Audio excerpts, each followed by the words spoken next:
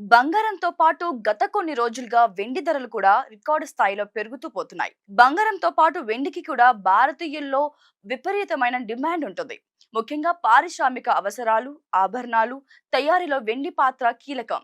ఈ రోజు జనవరి 19, 2020 నాటికి లేటెస్ట్ మార్కెట్ అప్డేట్స్ ప్రకారం బంగారం వెండి ధరలు ఎలా ఉన్నాయో ఇప్పుడు తెలుసుకుందాం. చెన్నైలో 24 క్యారెట్ల బంగారం 10 గ్రాముల ధర 1,46,730కి చేరింది. ఇక 22 క్యారెట్ల ధర 1,32,790గా ఉంది. ఇక వెండి ధర 3,09,900కి చేరింది. హైదరాబాద్ లో 24 క్యారెట్ల బంగారం 10 గ్రాముల ధర 1,43,770 చేరింది.